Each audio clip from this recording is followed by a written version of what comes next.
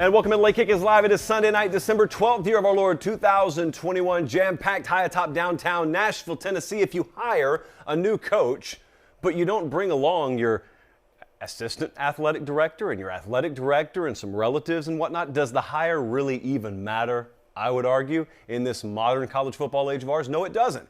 Everything I just said is going to make sense before the end of the show. Oregon's got a new head coach. You may think to yourself, would you lead the show with that, though? Yeah. Because it matters. It matters with the way it went down. Some of you still may not know what I'm talking about. A whole lot more than just in and around Eugene, Oregon. So we will discuss that. There is a huge bubble that has already been inflated in the SEC West, and it continues to just grow and grow and grow. Even in the last few hours, we've got an eye-catching headline, if you will, out of Arkansas about Sam Pittman and maybe his compensation headed north of $4 million a year, maybe $5 million, $6 million, perhaps north of $7 million per year. For the record, he makes $3.75 per right now. He also recently employed the services of Jimmy Sexton as his new agent. The transfer portal, it's still on fire. Nothing's changed. No amount of fire extinguishers and hose pipes can turn this thing off right now. It's on fire. And so we're also going to discuss that tonight, along with a team that has felt the ire, the brunt, if you will, of the transfer portal lately, and that is Clemson. They told you it could never happen. They were wrong. We're going to talk about Clemson tonight and some churn happening with the program. It's very popular right now to pile on Clemson. Some of it is valid, and some of it's just haters. So we're going to try and dig through what's valid and what's not tonight. But there's a lot going on at Clemson, a lot more than the last several years combined. And so where's that program going to be in 2025? Think about that. We'll talk about it later. Here's an update on our schedule this week. There's a very crazy week coming up. So we've got obviously our live show tonight. And then we will not have a normal show on Tuesday night because I will be headed down to Fort Lauderdale to do our National Signing Day show, which will air on Wednesday from, I think, 10 a.m. to 12 p.m. Eastern Time. Will be over on CBS Sports HQ. And then we're going to have a nice 4-hour chunk in the early afternoon on the YouTube channel, so be looking for that. And then we'll also do a version of Late Kick on Wednesday night. Obviously, it will be early signing day based and themed, but we're going to do a Late Kick or a version of it on Wednesday night. Then we'll fly back up here. I got the late flight out of Fort Lauderdale Wednesday night. Some of these other suckers are staying down there an extra day because they don't know it's going to rain all week in Florida. And I will be back here for Thursday. And so we'll do a normal show on Thursday night. So that gets you up to date on what's going on. And then obviously we've got Christmas coming up, and we've got travel down to somewhere for the semifinal game. And we've also got a couple of little projects we're working on. So it's going to be a very abnormal month, but I think a very informative month and a very good month for content. I appreciate you guys trafficking the show, because I was looking around elsewhere. We get these traffic reports delivered to us. Some places are seeing dips in traffic. We're not. So, I mean, we don't believe in the off season. We don't even believe in taking December off. Thank you for that so much. So we got a lot to get to. Let's go about a million different angles tonight. Oregon changed the game this week. They changed the game in Eugene and the Pac-12 because, well, they got a new coach. And so Dan Lanning, defensive coordinator at Georgia, he's headed to Oregon. I think he's up there as we speak, even though he will stick around and he will coach Georgia in the playoff. So much more happened here, though, than meets the eye. If you've kind of been tuned out and living your life and you've been doing Christmas shopping or whatnot, you may just have seen the headline, Oregon hires Georgia defensive coordinator Dan Lanning. And yeah, that did happen. That's not all that happened. There were a lot of moving parts here. And I'm not just talking about the actual cycle of what it takes to hire a coach. There was a lot that changed as a byproduct of this whole process. So I'm going to give you the rapid reaction first off just to the hire. But boy, you're going to want to stay tuned because there are a lot of moving pieces here. If you're a Nebraska fan, if you're a Florida Atlantic fan, I don't care who you're a fan of, I think a lot changed just in college football in general over about the last week to 2 weeks. And admittedly, some of it happened with the Notre Dame search. Some of it happened with the Oklahoma search. There's an emerging technology out there. It's not brand new, but it's still pretty new. And it got incorporated wholesale into the Oregon coaching search, and the results were just beyond anyone's imagination. So first off, Georgia, before I even get to Oregon, Georgia, I was thinking to myself, probably the best equipped program in America to lose a defensive coordinator as a head coach somewhere. Not only because they have Will Muschamp there just ready to go if he wants to, and they got Glenn Schumann there ready to go if he wants to. The head coach, I mean, if Kirby Smart really wanted to, he could hit the break glass in case of emergency, and he could push the red button over there. He could call plays if he really wanted to. So they have multiple coordinator caliber assistants in the pipeline. They'll be fine. Dan Lanning's sticking around, but even if he wasn't, they would be fine in the playoff, and they'll be fine moving forward. So that's about the extent of the Georgia reaction here. As for Dan Lanning at Oregon, there are some mixed reactions out there about how good a hire this is, how risky a hire this is. Did we really need to go defense? Shouldn't we have gone offense? I think it should be noted, and you can make of it what you will. Oklahoma came open, and Oregon came open, and they both opted for defensive coaches. Marcus Freeman, defensive guy at Notre Dame. So a lot of these programs are doing what they told you, they being the casuals, would never happen about 3 or 4 years ago. No one's ever going to be hiring defensive coaches as head coaches again. Yeah, they are. So I can tell you that around the South, people look at the Oregon job, and especially this last go-round, a lot of Southern coaches were looking at the Oregon job, and they were very attracted to it. Now, it may not make sense geographically, but when you understand how college football is working in the modern age, and you also understand how Mario Cristobal is running Oregon, it makes perfect sense. So I was on the big Twitter space the other night, more on that in just a second, with a whole bunch of people, some people on the team there, some parents, but also some fans, and we were kind of tossing this concept around. And I can tell you firsthand, there were a lot of coaches in the South, Dan Lanning being one of them, that looked at the Oregon job and they were so attracted to it, not just because of the brand and what it means in terms of national appeal with Nike, but it's not a rebuild project. I don't just mean they have good players, because you could have good players that don't fit my system or vice versa. Mario Cristobal put together an SEC team up there. He was using a template that he became familiar with at places like Alabama or even back in his playing days at Miami, but what he did was he did what every other coach does. He defined his critical factors and traits and characteristics that he's looking for in a player, and he assembled a roster full of guys with those traits and characteristics. Well, it just so happens that Mario Cristobal has about the same list of critical factors and traits and characteristics as any of a number of guys in the South would, because they build their teams in very similar fashion. So Dan Lanning and other guys looked and said, boy, it's not going to be a whole lot of overturn. There's not going to be a lot of roster churn up there. And not just that, but the list of current commitments and the list of committable offers that are out with an Oregon next to that name, those are kind of the guys that Dan Lanning would have offered if he was already running things up there anyway. Then you get to the brand appeal, and this is where I think also the residual effect of Mario Cristobal is going to greatly help the next guy. Because I think that even though they had touted the Oregon brand up there for a while, and even though they had said, we got Nike, you know, look at this, check mark, they didn't really fully leverage it. Mario Cristobal fully leveraged it. Mario Cristobal went all over the place, including the South, including the East Coast, including the Midwest, and Texas, and he got players, and he got them because he may not have realized this, he may not have already known it, or he may have already known it, but he made other people realize geography is not the same in college football as it was 20 years ago. State boundaries have never mattered less. I think that these things that you're holding in your hand right now, I got an iJosh, you may have an iPhone. Technology works in very fascinating ways, sometimes good, sometimes bad. What it's done right now is it has shrunk the country. It has shrunk the world, and you really don't feel like Oregon's nearly as far away as you used to. I mean, you've probably been gaming with kids from all over the country, and you've been talking to them as you play games your entire childhood. So it's just not that big a deal to go 3 time zones away like it used to be. Then you can bring Nike in. Then you can bring the broad market saturation in. So from the South, and I've got the vantage point because I came from there, I can tell you that a lot of finalists lists down there are Alabama and Tennessee and Georgia and Oregon. They'll throw Oregon in there. I have seen Oregon as a finalist in the South more commonly than I've seen Southern Cal. See, a generation ago, you would have thought the West Coast program that resonates nationally is Southern Cal. It's been Oregon. Lincoln Riley's going to try and change that, but it's been Oregon. So you also need to watch this staff construction. Watch the way Lanning puts it together. You, in an ideal world, want to be able to build such depth on your staff that if you do ever lose assistants because you're doing a really good job, you have the replacement in-house. Dabo Swinney's struggling with whether to do this right now. I'm going to talk about it later in the show. It's not always that you're just going to look internally. Sometimes you still have to go externally, but you want options in your building. When you lose your coordinator, you want options in your building. Right now, reports today are Dan Lanning looking at guys like Kenny Dillingham, for example, down at Florida State right now. A guy with ties in the South, but also a guy with ties out west. I can almost assure you Dan Lanning will load that staff up with position coaches and more importantly to me for this point, analysts, off-field guys who have ties in the South.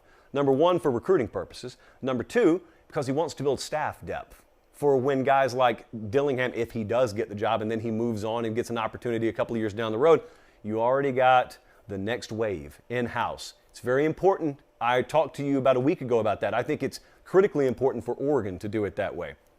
But that's just a game changer for Oregon. So far, what I've told you just matters for Oregon. I thought I came into this segment and I told you this was a game changer for everyone. It was. Here's what I mean by that. So Thursday, if you were around, you saw the report from Chip Towers at the Atlanta Journal-Constitution. He correctly, in all caps, correctly reported that Dan Lanning was going to be the next head coach at Oregon. And then a lot of other folks came in and shot that report down. And they had to do what I did last week on the Mario front. They had to, gobble up a lot of crow because Chip Towers was right the whole time. But between the time that Chip Towers put his report out and the time that everyone else finally realized it was accurate, there was this 24-hour span. And Thursday night happened during that 24-hour span. And so if you are active on Twitter, or if you're not and you watch this show, you've heard me mention a couple of different times a new function on Twitter. It's called Twitter Spaces. It is a mixture. It's like the best of all worlds. It's the mixture between a podcast, but also a live call-in radio show. So you're listening to it on your phone. You're not out in your truck listening to it. So you're not, listening to it terrestrially. But at the same time, you have a feature where everyone who is in the room can request to talk, and you as a host can bring them in. It's really, really something that I think is going to be leveraged by us and a lot of other people down the road. So anyway, on Thursday night, some Oregon fans get together, and they're talking about speculation about who the coach is going to be. There's this report out today. Dan Lanning's going to be our coach. Is it true? Is it not? And so they get in there, and so far this is pretty mundane. It's just a bunch of fans talking. But then it didn't just end up being fans talking. Then a lot of Oregon players hopped in there. I hopped in there, and I saw a lot of Oregon players hop in there. Then some parents of Oregon players hopped in there. And then it got really serious because Dan Lanning's brother hopped in there. And Dan Lanning's brother, I don't know what kind of background check they did on the guy, but he checked out. Dan Lanning's brother is just dishing scoop. He's telling you everything that he knows. He's giving you every ounce of communication that he's had with his brother over the past 48 hours. He's telling you in years past, when Dan Lanning has taken jobs, what has the family protocol been? And I want to remind you, all you had to do to access this information was hold this phone right here and listen. Just shut up and listen. And so you've got beat reporters and you got national reporters all over the country. And they're looking around every corner and upturning every rock looking for scoop. And you got like Joey in Sacramento just holding his iPhone up on a random Thursday night, getting scoop directly from family members. The Oregon athletic director ends up in there. The Oregon Associate Athletic Director ends up in there. There are all kinds of national folks in there. The numbers got into the thousands. And at the end of the day, Chip Towers ends up being right, and Dan Lanning does get announced as the Oregon head coach. And then you come back around, and they have another one. I don't think it ever really fully ended. It was just going and going and going. I'll tell you what it felt like. It felt like Vegas in the 70s, or it felt like walking through the woods and then just coming out and there's Niagara Falls before the Marriotts of the world and the Holiday Inns of the world have discovered it. That's what Twitter Spaces is right now. It's totally untapped. It's totally pristine. And everything that was going on in there probably won't be going on in 2 years. I'll tell you why. There was a little bit of normalcy that crept in. Even as all this is going on and everyone's being totally honest and open, no one's talking with their guard up, there was a reporter that comes in and asks Noah Sewell's dad, Mr. Sewell, what do you think your son needs to improve on before next season? Like it was a press conference, and it really killed the vibe. However, the vibe quickly returned when some guy was in the bathroom and he was talking and then hit the flush and just kept talking like nothing happened, just kept talking. And you're like, did I just hear that? I did just hear that. Actually, so I'm looking right now. So they've got it. You know what, guys? Here's what I'll do. They've got it going on as we speak. They've got one happening as we speak. I don't know if this is going to work. It will prove that we're live, Colin. I'm going to tap into this. Let's just see what they're talking about. That means it's high profile. There is. I'm muted. What happened to Mark Helfrich, who's this is the contemptible George Wrightster on the West Coast speaking, by the way. And I'll request to speak. I just requested to speak. Let's actually see if we get pulled in here. I'm only going to hang on this about 30 seconds, Colin. So he decided what was best for him, and I was okay with that. So I thought the timing of it coming out. So I know a lot of people are going to blast Canzano, but he was. It looks like there are about 1,000 people in this right now. A lot of national guys. Right off the top of my head, I see a couple of players. I see 3 players. So that's the T. And I've said how I felt about it, and that Justin should get interviewed, but him be the guy. So I would assume right now they're talking about assistant coaches. People who were on the letter that agreed with me in the situation. So that's that. So does anybody have any questions? Those of you on the West Coast, you know George Wrightster. He's very long-winded. Very long-winded. He calls me all the time. He's just like this. I think I'll start off. I mean, there wasn't. Okay, so anyway, that's how that works. Really, really interesting. So now you guys hit me up and you ask, are you ever going to use that? Yes.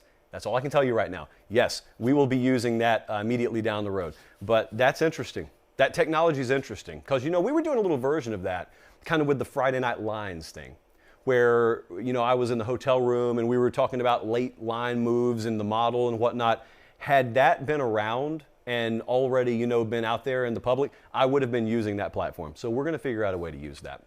I will tell you what we do know how to use, though, and that is Academy Sports and Outdoors. Academy Sports and Outdoors, I would say right now, I would put the over-under at 95% of your Christmas shopping list can be checked off by simply going to academy.com. Really, guys, you don't even have to leave your house. It's kind of like getting scoop on the Twitter Spaces.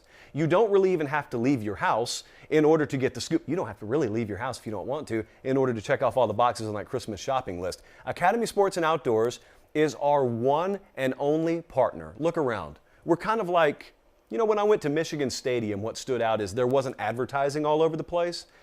It's kind of like we are right here. We got Academy, and it's just us hand in hand with Academy Sports and Outdoors. And we really don't look like the side of a NASCAR. We don't have 47 different sponsors. It's not that we are against having money.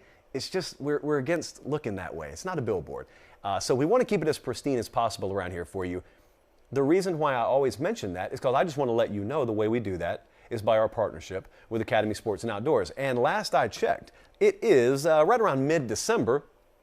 And so I would encourage you guys, if you need something, why don't you help the show out in the process? Because then that helps you out because you're never going to have to pay a dime to watch this show because our partners at Academy help us keep it free. So we are eternally grateful to them. I'm eternally grateful to you guys, and I told you that long before Academy ever came around. The one way that I've already told you you can contribute to the show in a positive way is to just hit up our buddies, Academy Sports and Outdoors and academy.com. The SEC West could be an utter bloodbath over the next several years. I put up a list earlier today on Twitter. I think we actually have it here graphically. So I want to show you something, and if you're listening on podcast, I'll read the names to you. I just want you to tell me, when you hear or see this list, what do you think? What comes to mind? We got Nick Saban, Brian Kelly, Jimbo Fisher, Mike Leach, Lane Kiffin, Brian Harsin, Sam Pittman. What comes to mind there? As you come to your answer, think about the last name on that list. This is in no order, by the way. Think about the last name on that list. It's Sam Pittman. Sam Pittman, I would have voted for as Coach of the Year in the SEC. I think Kirby ended up getting it, which I was surprised by. I don't think it's anything like the Heisman, neglecting the likes of Will Anderson, but I was surprised by it. Anyway, Sam Pittman, I think we can all agree, had a good year this year. Sam Pittman currently makes $3.75 million per year. And I say currently because that could be about to change. Sam Pittman, like everyone else out there these days, has gone and hired the services of Jimmy Sexton as his new client or as his new agent. Pittman is now a client of Jimmy Sexton. Per the Arkansas Democrat-Gazette today, they are floating a new contract with the University of Arkansas that would land in the neighborhood of 7 years, $50 million. So I had Stats and Info crunch the numbers, and that is around $7 million, a little bit north of $7 million per year. Jesse didn't even want to put the decimal in there, so it's just about $7 million and change per year. I also did my own numbers, and that's almost double what he's making right now. And that brings me back to the SEC West bubble. Because, boy, it's big. The SEC West bubble is really big right now. And I just want to know, as you look at this list of salaries and you assume that Sam Pittman's about to get a massive pay raise, how long will that bubble stay intact? I would argue it can't stay intact very long. Because here's the good news. I'll give you the good news first. It's going to sound a whole lot like the bad news. The good news is every program in the SEC West is all in. I think it's the only division in any conference in America that you could accurately say every program is at an A or an A+ level in terms of being fully invested in football. That's the good news. The bad news is also that every program is all in on football. It's not normal, and that means you got a bubble, and that thing's going to go pop eventually. Because normally what you have is you have a hierarchy. And you have a couple of programs that are all in, and then you got a couple more programs that take it pretty darn serious, and any given year they could pop you for a loss. And then you've got the also-rans that you use to get fat on. We don't really have any of that in the SEC West. Everyone's all in. Why is that bad news? Well, when you're all in, you expect those returns on investments.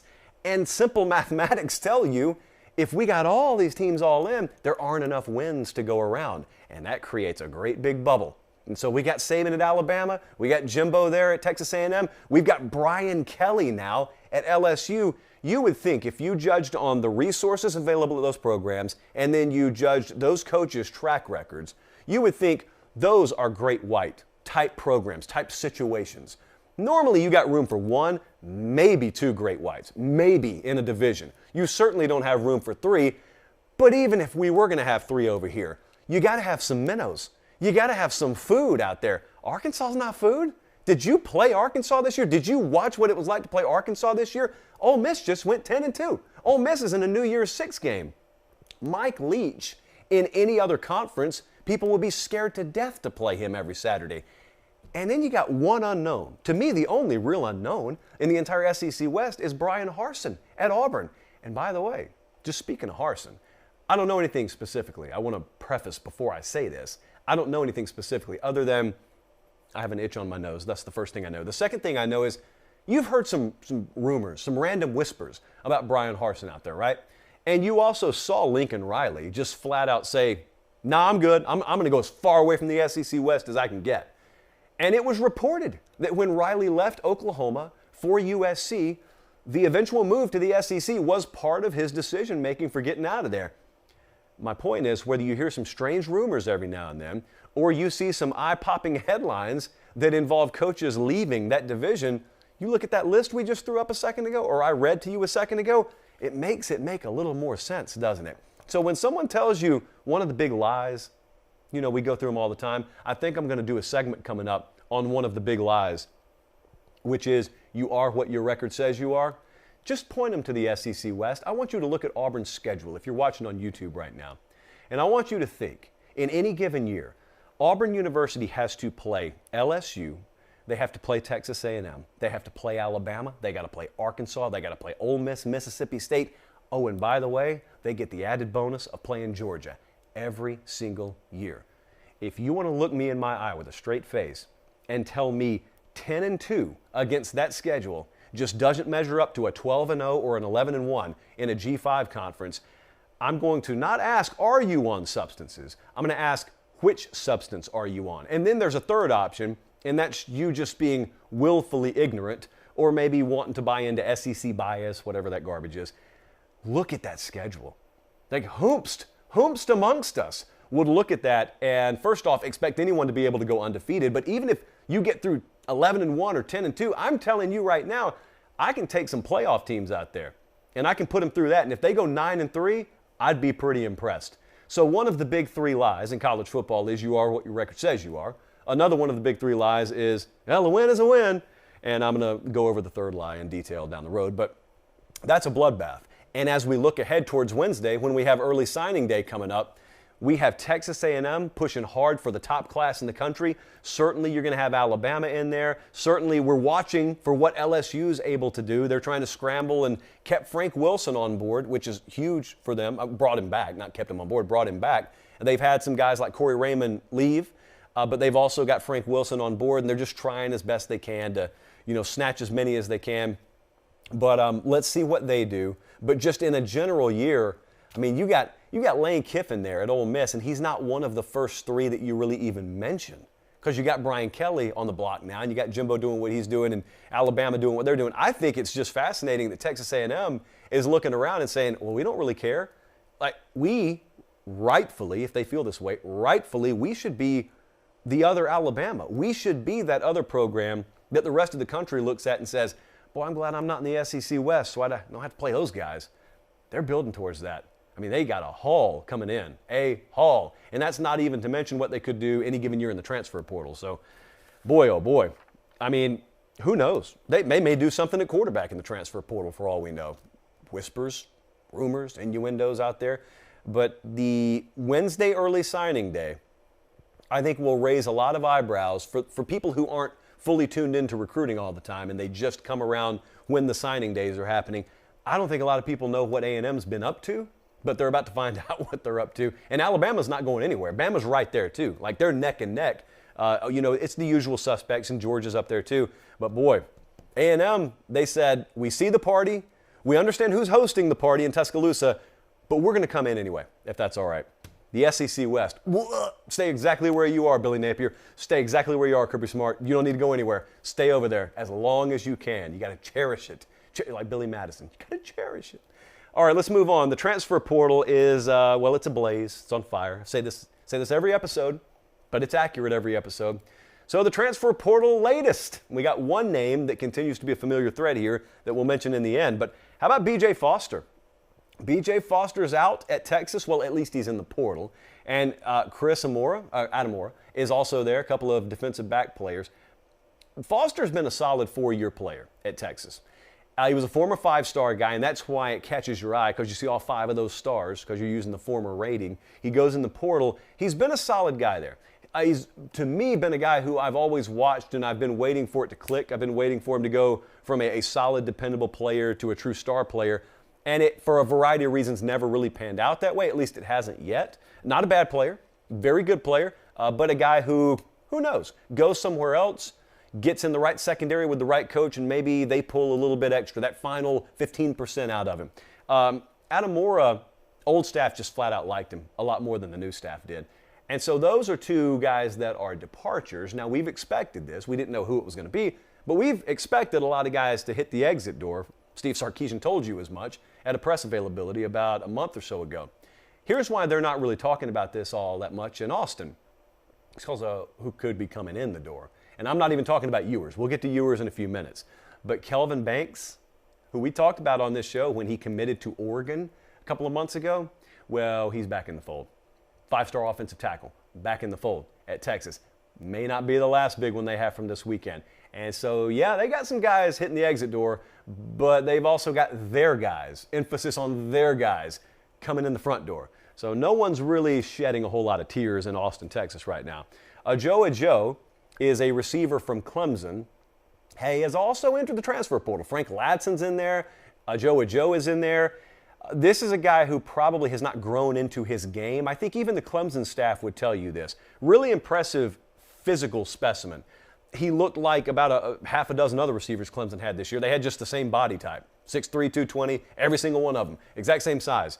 So they didn't have a lot of versatility and variety in that receiver room, but that's exactly the point a lot of Clemson folks are making is, number one, he never really maximized his potential here. You would have some folks around the program tell you that may not be as much on Clemson development as it is on maybe the player fully buying into the development.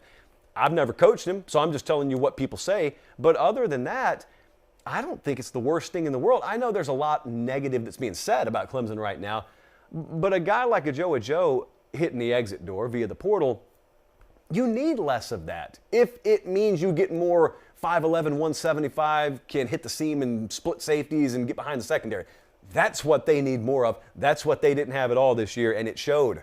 Like, they finally played some better football down the stretch, but it took a long time because there was no threat of Clemson beating you over the top. So less of his body type. If it means a little bit more what you've seen Ohio State and Alabama play with, that's all the better for me. We're going to talk about Clemson later. Austin Stogner from Oklahoma. He was, I think, a second-team All-American tight end back in 2019. He entered the portal about 2 weeks ago. He entered in late November. He's still in there. He's taken a visit to South Carolina. He's taken a visit to Iowa State. Well, he was on campus, may still be, in Columbus at Ohio State this weekend. And anytime Ohio State's involved and they really want you, it's hard to turn them down and it's hard to beat them. So let's see where this goes. It's expected by the latest reporting I've seen around our entire network that we could have a decision coming sometime in the next week to 2 weeks. I know that's vague, but then again, if that's the information you have to go on, it's the information you have to go on. 6'6", 256, tight end, as I said, and has 2 years to play. This is the kind of player, I think, that if he lands at a place like Ohio State, let's just for argument's sake, say he lands at Ohio State, this is the kind of guy that midway through the season is making differences in games. It's the kind of guy who's making the kind of plays you're seeing right now in the B-roll, and he's filling a role that maybe Ohio State didn't have. There aren't many Austin Stogners out there, and so it's just a guy who probably didn't like the fit with the new staff coming in at Oklahoma, wanted to try and have his hand elsewhere. A lot of these big programs recruited him the first time around. Stogner, if he lands at Ohio State, it's going to be a big deal. If he lands anywhere, it's going to be a big deal. But if he lands at Ohio State, that's just a little bit different kind of weapon than you've had there. And now we get to Quinn Ewers. What's happening with Quinn Ewers? Well, I will give Mr. Ewers credit, and also our staff across the network credit, because the reporting has stayed pretty in line here. So he was at Texas Tech last week, and now he is in town in Austin, Texas. I think right now he's been at Texas this weekend. Really good coverage of this. It's ongoing over on horns247.com. This feels like it's going to be decided in the next 24 to 48 hours. And you'd be hard-pressed right now to find reputable people close to this recruitment, I guess is what we're going to call it, that would tell you anything other than it looks like Texas. Most people I spoke with, pretty much everything I read with any reputability today indicated there's a lot of Texas buzz here. And I reached out to a couple of our guys, and even the off-the-record transmissions that you have with people looks like Texas. And now, there's always hesitance because, something could pop up 11th hour, but as of right now, pretty much everyone in the know here thinks if he pulls the trigger tonight or tomorrow, probably going to be Texas. Think about what could be happening in Austin if that goes down, by the way. You could end up with Quinn Ewers, which I'm going to say it because they won't, makes him your starting quarterback this upcoming season. And then you've also got flips happening in recruiting, and they may not be done in the portal, by the way. In fact, I can tell you confidently, I don't think they're going to be done in the portal. They are remaking a team. That's what they're doing. Texas and Steve Sarkisian are just flat out remaking the team. Now, you can't totally do it in one season, but it also doesn't take 4 seasons anymore either. This is something to watch.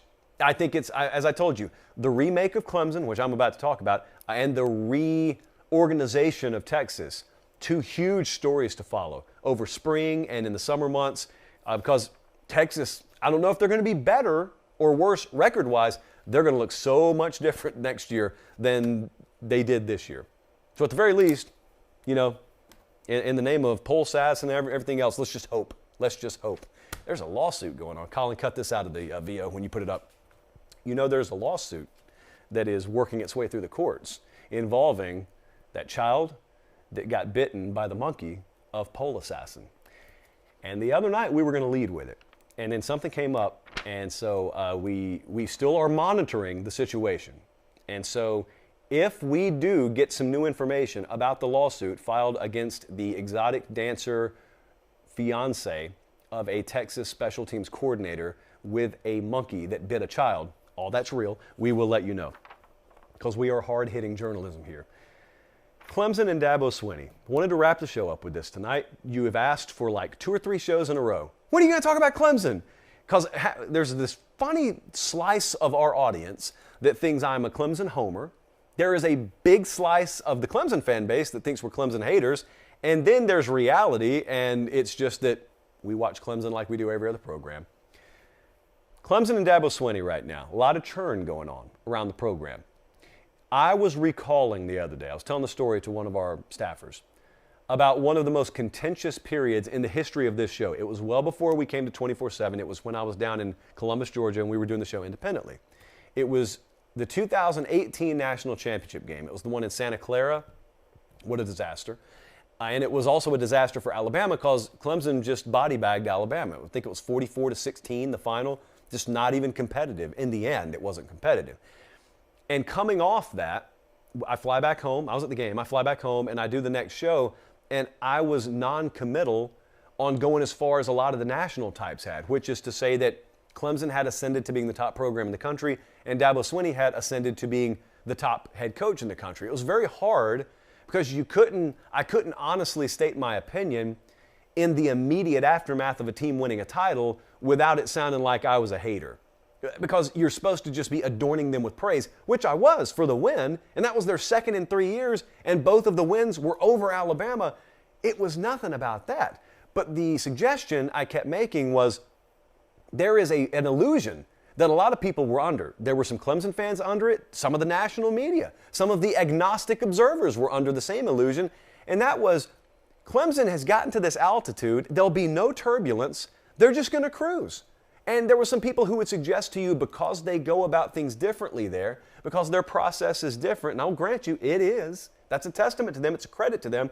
But there were some under the illusion that because they've built it different, because their principles may be a little bit different, they are immune to what I call the consequences of success. And I never bought that. And you should never have bought that because they weren't. I will say this, they do it different there. They do have a different culture.